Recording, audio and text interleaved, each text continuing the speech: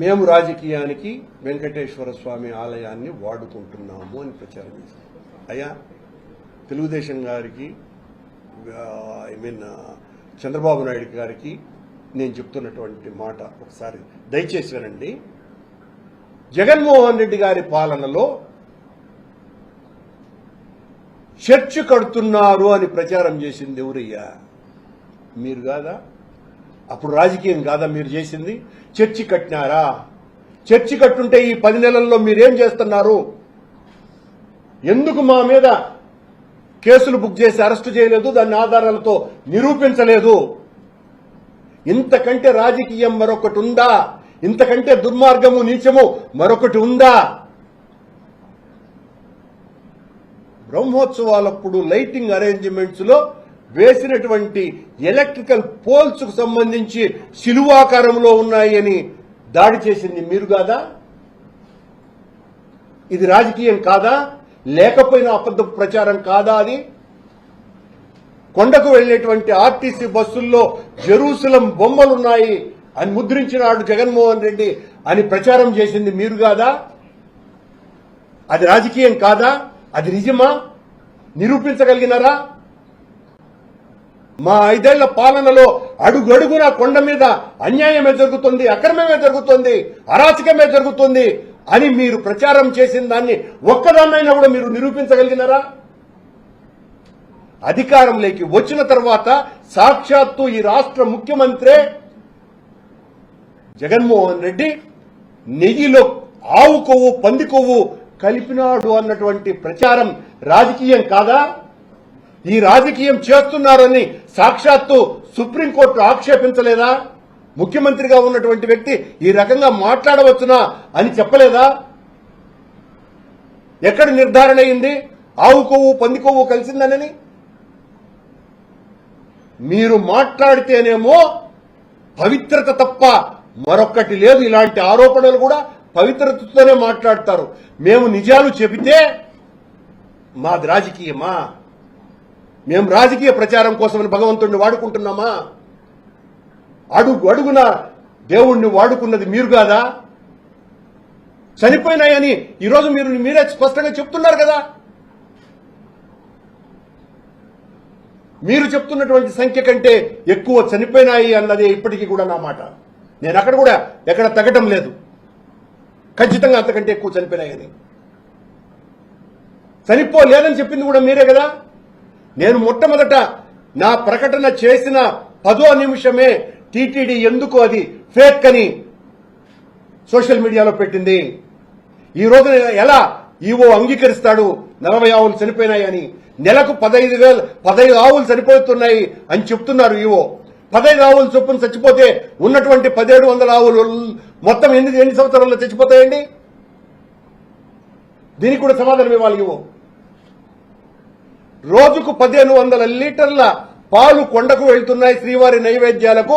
అవి 500కు దిగజారిపోయినాయి. ఎందుకు దిగజారినాయి అన్నటువంటి ప్రశ్నకు సమాధానం ఎక్కడిచ్చినాడు ఈవో సమాధానం? చైర్మన్ ఎక్కడిచ్చినాడు? నా మీద దాడి, వ్యక్తిగతమైన దాడి చేయడానికే మీ సమయం అంతా వాడుతున్నారు తప్ప ఎంత దుర్మార్గంగా మాట్లాడినారండి నన్ను. ఎంత మొత్తం దాచుకునేవాడినిలాగా.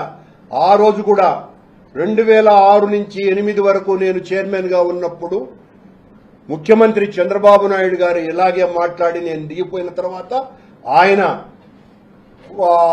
టీటీడీ అడ్మినిస్ట్రేటివ్ బిల్డింగ్ ముందర ధర్నా కూడా చేసినారు. ఆ తర్వాత నేను నేరుగా, మళ్లీ చెప్తున్న, గతంలో కూడా చెప్పిన, నేరుగా సీఎం రోషే గారిని కలిసా, నా మీద విచారణ చేయించండి అని. ఈ రకమైనటువంటి ఆరోపణలు వస్తున్నాయి. ఈ ఆరోపణలు దేవుడి దగ్గర ఉన్నటువంటి వాడు, తప్పు చేసినటువంటి వాడు నీచుడని తెలియటం ప్రపంచానికి మంచిది కాదు. అందువల్ల నా మీద ఆరోపణలు చేయండి అని ఆయన వినలా. నానాటి గవర్నర్ నరసింహన్ గారిని కలిసా, ఆయన అవసరం లేదు పోయా అన్నాడు. కోర్టుకు వెళ్ళినా కోర్టు కూడా అనుమతి ఇవ్వలే అసలు నా పిల్లని. ఆ తర్వాత నేను ఆమరణ నిరాహార దీక్ష చేశా. ఇవన్నీ కూడా పత్రికల్లో వచ్చినటువంటివే కదా. నా మీద విచారణ చేయించమని నేను నిరాహార దీక్ష చేసింది. చివరకు దైవ సమానుడైనటువంటి కుర్తాళం పీఠాధిపతి వర్యులు 10 రోజుల నా ఆమరణ నిరాహార దీక్ష తర్వాత కరుణాకర్ రెడ్డి ఏ తప్పు చెయ్యడు అని ఆయన పత్రిక ద్వారా ప్రకటించిన తర్వాతనే నేను నా నిరాహార దీక్ష విరమించినాను. ఈ రోజు కూడా నేను ఛాలెంజ్ చేస్తున్నా, ఊరికి నా మీద ఆరోపణలు చేయటం కాదు. బిఆర్ నాయుడు గారు, మీ ప్రభుత్వానికి నా మీద ఏ విచారణ చేయించండి, నేను ఏ శిక్షకైనా నేను సిద్ధం, నేను తప్పు చేసి ఉంటే. కానీ నా మీద జగన్మోహన్ రెడ్డి గారి మీద దాడి చెయ్యటంలో భాగంగా అసలు సమస్యను డైవర్ట్ చేయకండి. గోమాతకు జరిగినటువంటి దారుణాన్ని డైవర్ట్ చేసే ప్రయత్నం చేయొద్దు అని నా విజ్ఞప్తి. గోవులకు ఈ రకమైనటువంటి దుస్థితి వచ్చింది గోశాలలో. ఈ గోశాలలో జరిగినటువంటి ఈ పాపానికి సమాధానాలు సరిగ్గా ఇవ్వకుండా ఒక్కొక్కరు ఒక్కొక్క రకంగా ఇచ్చి కాంట్రడిక్టరీగా మాట్లాడి ఎంతసేపు జగన్మోహన్ రెడ్డి గారి మీదనో సుబ్బారెడ్డి గారి మీదనో నేను నాస్తికుడని నన్ను, సుబ్బారెడ్డి నాస్తికుడో క్రైస్తవుడని సుబ్బారెడ్డి మీద, అంటే మీరు చెప్పిన వాళ్లే హిందువులే అయితే ఈ రాష్ట్రంలో 40% మంది వైఎస్ఆర్ కాంగ్రెస్ పార్టీకి ఓటు వేసిన అందరూ కూడా అన్యమతస్థులే అని కూడా ముద్రించగలరు. మీరు వాళ్ళందరూ అన్యమతస్థులే, 40% ఓటర్లంతా కూడా.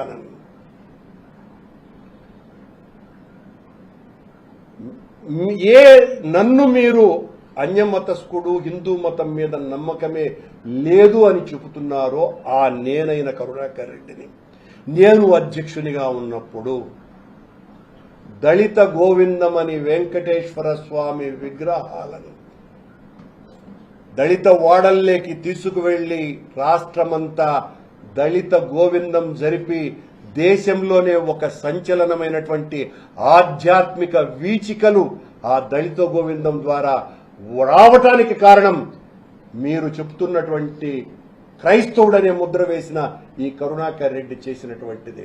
ఈ రోజున దేశమంతా ప్రపంచమంతా జరుగుతున్నటువంటి శ్రీవారి కళ్యాణాల శోభ ప్రారంభించింది. ఈ రోజు నా మీద ఏ ఆరోపణలు అయితే చేస్తున్నారో ఆ నేనే, నా వల్లనే శ్రీవారి కళ్యాణోత్సవాలు వెంకటేశ్వర స్వామి ఆలయం నుంచి బయటికి వచ్చినాయి అన్నటువంటి విషయాన్ని తెలియజేస్తున్నా. దాదాపు 36,000 మందికి అట్టడుగుల స్థాయిలో ఉన్నటువంటి పేద ప్రజలందరినీ కూడా అన్యమతస్థులుగా మారకుండా చేయటం కోసమని కళ్యాణమస్తు అన్నటువంటి ప్రోగ్రామును తీసుకుని వచ్చి 36,000 కళ్యాణాలు చేయించింది నేనే అన్నటువంటి విషయాన్ని తెలియజేస్తున్నా. ఇది అన్య మతస్థుడు చేసేటువంటి పనేనా, అన్య మతస్థుల యొక్క ప్రచారంలో భాగమా అని అడుగుతున్నా. వేద విశ్వవిద్యాలయాన్ని తీసుకురావటంలో కీలకమైనటువంటి పాత్ర పోషించింది నేను. 3 సార్లు దాదాపు 70-75 మంది పీఠాధిపతులు మఠాధిపతులతో విద్వత్ సదస్సులను నిర్వహించి తద్వారా వాళ్ళు ఇచ్చిన సూచనలతో వెంకటేశ్వర స్వామి ఆలయం నుంచి ఏ రకమైనటువంటి ప్రచారం చేయిస్తే బాగుంటుంది అన్నటువంటిది చేసింది నేనే అన్నటువంటి విషయం తెలియజేస్తున్నా మీకందరికీ కూడా. చతుర్యుగ బంధం అన్న పేరుతో 4 యుగాలకు 4 వాహనాలను తీసుకొని వచ్చి మొత్తం ఆనాడు ఇరు రాష్ట్రాలలో హైందవ మత ప్రచారాన్ని పెద్ద ఎత్తున చేసింది మా పాలనలోనే. ఇవన్నీ కూడా రాజశేఖర్ రెడ్డి గారి యొక్క ఆశీర్వాదంతో చేసినాము అన్నటువంటి విషయాన్ని తెలియజేస్తున్నా. ఇవన్నీ కూడా అన్యమతస్కులకు సంబంధించినటువంటి విషయాలా? అసలు వందే గోమాతరమని ఒక ప్రపంచవ్యాప్త సదస్సును ఆ సమయంలో నిర్వహించినాం. 2-3 నోబెల్ లారెన్స్ వచ్చి గోమాత రక్షణకు ఏ రకమైనటువంటి సలహాలు ఇవ్వాలనో వాళ్ళందరూ కూడా ఇవ్వటం జరిగింది. మళ్లీ జగన్మోహన్ రెడ్డి గారు ముఖ్యమంత్రి అయిన తర్వాత వందే గోమాతరం అనే పేరుతో మహతి స్టేడియంలో పెద్ద ఎత్తున సాధువులతో సదస్సు నిర్వహించింది మేము కాదా? ఆనాడు మా పాలక మండలిలో గోమాతను జాతీయ ప్రాణిగా గుర్తించాలి అని తీర్మానము చేసి జాతీయ జంతువుగా ప్రకటించాలి అని కేంద్ర ప్రభుత్వానికి ఆ సదస్సు ద్వారా కూడా తీర్మానం చేసి పంపించింది మేమే. అలాంటి మా మీద మీరు చేస్తున్నటువంటి విష ప్రచారం మీది రాజకీయమా, మాది రాజకీయమా? నేను ఎక్కడ మీరు నా తాట తీస్తే తీయండి, నన్ను అరెస్ట్ చేస్తే చేయండి. పోనీ బిఆర్ నాయుడు గారు చెప్పినట్టు నేను మనుషుల ఏదో అన్నాడు, మనిషి జన్మ పుట్టుకే నీచమైంది నాది అని. నాయుడు గారు ఇంకా ఇలాంటి వాటికి కూడా మేము సమాధానం ఇవ్వాలంటే మా సంస్కారం చాలా అడ్డొస్తుంది. చాలా విలువలతో కూడిన రాజకీయాలు చేసిన వాడిని నేను. ఈ రకంగా మీలాంటి వాళ్ళకు కూడా సమాధానాలు ఇచ్చుకుంటూ మరొకడు ఆయన ఎవరో తెలుగు ఈ రాష్ట్రంలో ఈ మన చిత్తూరు జిల్లాలో బీజేపీ పార్టీనే ఎదగకుండా చేయటానికి బీజేపీ పార్టీ అంటేనే ఎయిర్పోర్టు, ఆ మహాద్వారము, లేకపోతే హోటలు అనే స్థాయికి దిగజార్చినటువంటి వాళ్ళు మాట్లాడితే నేను దానికి సమాధానాలు ఇచ్చుకుంటా ఉండాలంటే చాలా కష్టం అవుతుంది. లేదు, నేను చేసినటువంటి ఆరోపణలకు మనం చర్చకొద్దాం. నేను రమ్మంటే వస్తా. నేను ఇప్పుడు కూడా చెప్తున్నాను, నేను ఛాలెంజ్ చేసి చెప్తున్నా, మీరు ఎవరైనా వచ్చేటట్టుగా ఉంటే నేను చర్చకు వస్తా. బిఆర్ నాయుడు వస్తారా?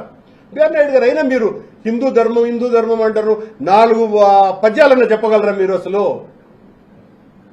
ఎవ్వని చేజనించు అనే పద్యమన్నా చెప్పగలరా అనేది నాకు అనుమానమే. పోనీ 7 కొండల పేర్లన్నా చెప్పగలరా? మీరు ధార్మికతను కాపాడటం ఏంది, నేను ధర్మ విరోధిని అవ్వటం ఏంది? అదే మీకు ఛానల్ ఉంది, నా మీద చర్చ పెట్టో లేకపోతే బూతులు తిట్టడానికో కావలసినంత శక్తి సామర్థ్యాలు ఉన్నాయి మీకు. నన్ను అవినీతి పరుడుగా చిత్రీకరించవచ్చును, ఏమైనా చేసేటువంటి శక్తి మీకున్నది. మీరు చిత్రీకరిస్తే, మీరు నన్ను అదిమి తొక్కితే, మీరు నన్ను చితకబాదాలని చూస్తే మీకు అర్థం కాని విషయం ఒక్కటేందిరా అంటే నేను భయపడేవాడిని కాదు. అది తెలుసుకోండి. మీ ఊకదంపుడు మాటలకి లేకపోతే నిజమైన చేష్టలకి మీరు ఏం చేసిన. ఒక ఆయన ఈరోజు ఏదో ఒక మంత్రి నీ తాట తీస్తానన్నాడట. తిద్దురా అబ్బా, తాటే తిద్దు. నువ్వు తాట తీసినా నేను నిజమే మాట్లాడతా, భయపడను. జరిగిన వాస్తవాలు చెప్తూనే ఉంటా. ఇప్పుడు మీరు నన్ను తాట తీస్తానన్నారు, మనుషుల జన్మకే పుట్టినదే పాపం అన్నారు. కాబట్టి టీటీడీలో పనిచేసేటువంటి వాళ్ళు దాదాపు 2000 మంది నా శ్రేయోభిలాషులే ఉన్నారు. వాళ్ళందరూ మా నిఘా నేత్రాలు. చైర్మన్ అండ్ ఈఓ, మీ ఆఫీసుల దగ్గర నుంచి అడిషనల్ ఈఓ లో పనిచేసే వాళ్లతో సహా మీరేమేం చేస్తున్నారు అన్న ప్రతి విషయము మాకు సమాచారం వస్తూనే ఉంటుంది. అక్కడ ఉన్నటువంటి వాళ్ళకందరికీ కూడా మా పట్ల అత్యంత ఆదరాభిమానాలు ఉన్నాయి. మీరు చేసేటువంటి ప్రతి విషయము ఇమీడియట్ గా మాకు వస్తూనే ఉంటుంది. మీరు ఊరికనే 2 ఏళ్లకు వచ్చి వెళ్లిపోయే వాళ్ళు మీరు. వాళ్లతో జీవితకాల అనుబంధం మాది. మీరు చేయాల్సిన పనులు సరిగ్గా చేయకుండా మా మీద దాడి చేయటానికే మీ సమయమంతా పూనుకోవద్దని పెద్దలందరినీ కూడా కోరుతున్నా. నేను మార్పింగ్ చేసుంటే నేను విచారణకు సిద్ధం, నా మీద చర్య తీసుకోమని చెప్పి కోరుతున్నా. అలాగే ఈవో గారు నోటి దురుసో లేకపోతే పాపం ఆయన బ్రోకర్ల హెవెన్ గా టీటీడీని మార్చినారు అని అన్నాడు. ఇది ఖచ్చితంగా రాజకీయుడు మాట్లాడేటువంటి మాట. బహుశా ఈయన ఇమీడియట్ గా రాజకీయాల్లోకి చేరబోతాడేమో అని నా అనుమానంగా ఉన్నది.